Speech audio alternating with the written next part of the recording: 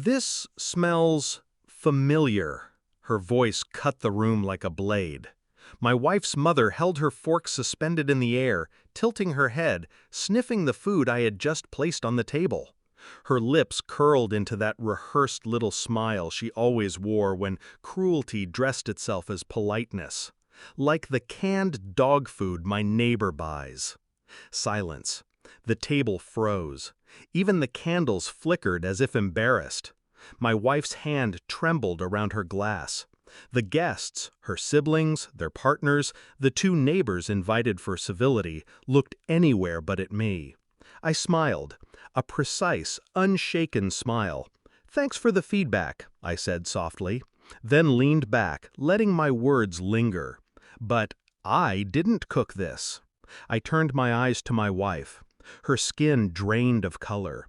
She stared at the plate, at the floor, at anything but me. The tension didn't end with the meal. It expanded, seeping into every breath afterward. The house felt heavier, and for the first time I noticed the crack in her mask, the one she thought I would never see. That night I lay awake beside her, replaying the look in her eyes. Not embarrassment, not guilt for the insult her mother flung at me. It was fear, and fear always has a source. The next morning, I watched her in the kitchen. She moved differently, clumsy, distracted. Her phone lit up on the counter. She grabbed it too quickly, almost knocking over the coffee. "Who's texting you so early?" I asked, keeping my tone casual. "No one," she said, sliding it into her pocket without looking at me. No one. The answer was too quick, too brittle. I said nothing more. But in that silence, something inside me shifted. There are truths you feel before you prove them. A strange perfume on her jacket weeks ago, her late-night work calls, the way she avoided my eyes after gatherings.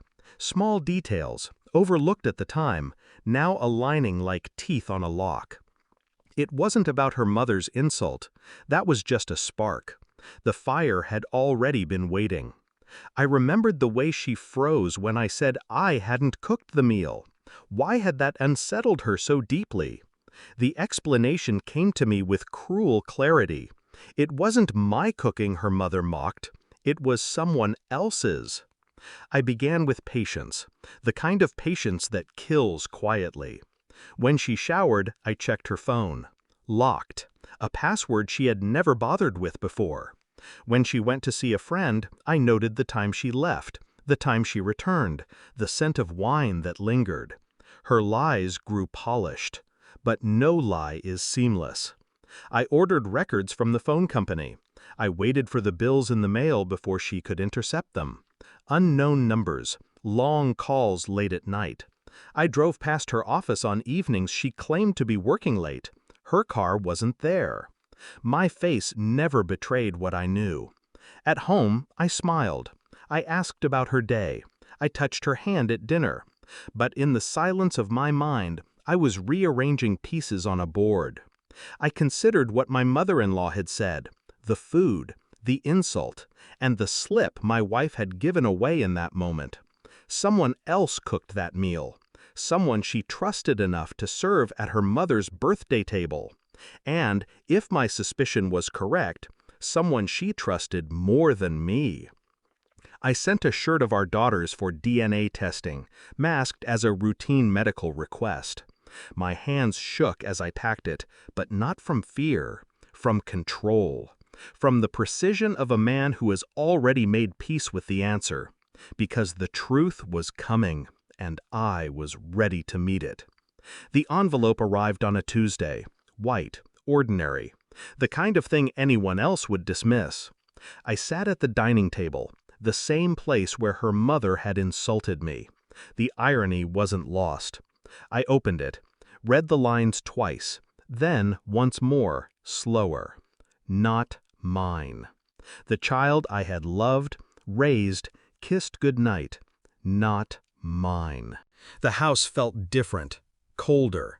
Every frame on the walls, every laugh preserved in photographs, suddenly painted in betrayal. When she walked in that evening, humming softly to herself, I didn't speak right away. I simply placed the folded paper in front of her on the table. "What's this?" she asked, smiling faintly. "Read it." Her eyes moved over the page. Her smile collapsed. Her breath hitched. And I stayed still, hands folded, calm as a man who had been expecting this all along. She tried to speak. Excuses, denials, fragments of shattered sentences. I let her drown in them. Finally I said, "You were careful, but not careful enough." Tears welled in her eyes. She reached for me, but I leaned back. The space between us widened, not in inches, but in years. "Who?" I asked. My voice didn't rise. It barely carried. She broke then. His name spilled from her lips like poison, a name I already knew, but wanted her to bleed out herself. I didn't shout, I didn't curse. Instead, I smiled the same cold smile I had worn at her mother's dinner table. "I already knew," I whispered. The color drained from her. The realization hit her harder than the truth itself. That I had walked beside her, slept beside her, kissed her, all while knowing, while planning, while watching her unravel in slow motion. And then I delivered the final cut. "You'll explain this to your mother, to your family, not me." The sob that left her throat was raw. She fell into the chair, clutching the paper, shaking as if the truth itself was a weapon. It was. That night, I didn't stay. I packed quietly. No drama, no slamming doors, just the soft sound of a zipper closing. She begged, she promised, her voice cracked into nothing. I didn't answer, because the truth had already answered for me.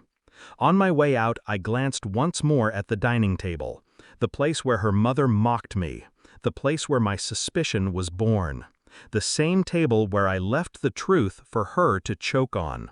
I closed the door behind me without a word, and as the lock clicked into place, one thought cut clean through the storm inside me. I wasn't the one who had lost everything. She was.